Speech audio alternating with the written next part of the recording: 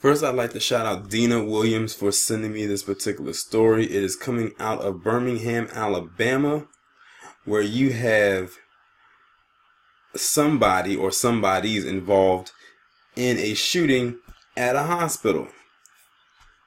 It says it was two people. Well, it was two people injured and one dead. The one dead was the shooter who killed himself.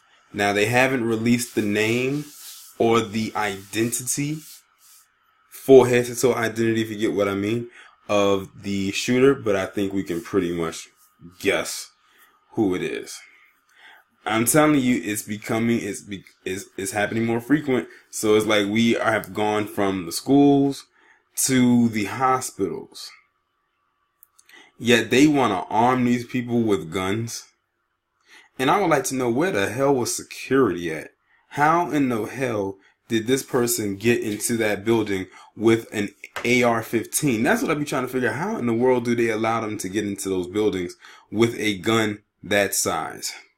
It's not exactly in some neon colors shooting out water and it's acting as if it's a super soaker water gun.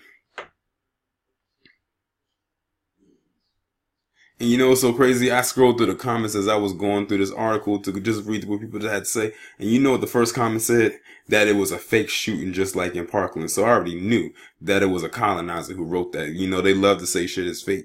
Then the only reason they're saying that it's fake is because it's one of them who actually did it. But if it was one of us, oh, they did it. It's real.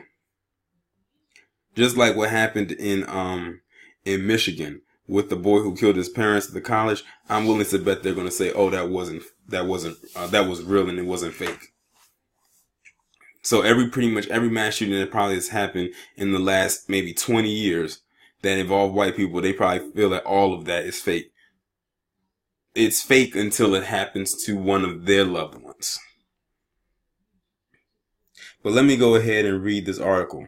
It says 2 people were wounded in the shooting this evening at UAB Hospital Highlands, and a third person, the gunman, then shot and killed himself.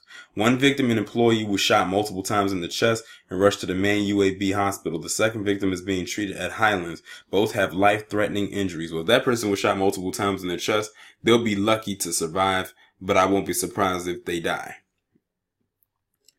At least one of the 2 injured is a male. The shooter, a male, was found dead in a 3rd-floor emergency room from a self-inflicted gunshot wound.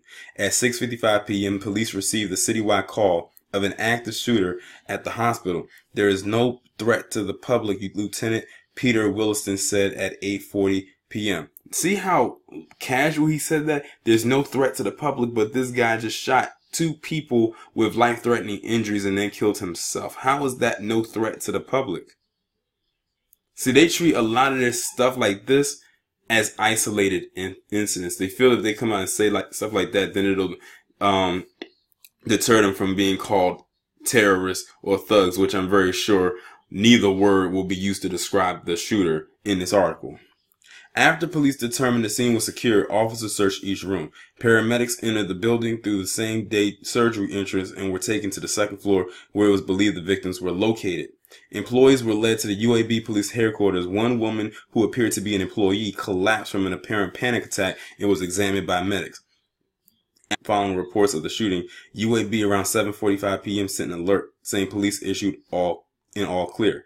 Birmingham Fire and Rescue Service Captain Harold Watson said the shooting points to the need for more active shooting training for first responders and for the general public to be more aware of their surroundings. See, they love to come up with this thing where, oh, we need to do more training. We need to do more of this. I'm telling you this right now. If a person acts a certain way before they have the gun in their hand, they're going to still act that way with the gun in their hand. It's just that now they have a projectile weapon.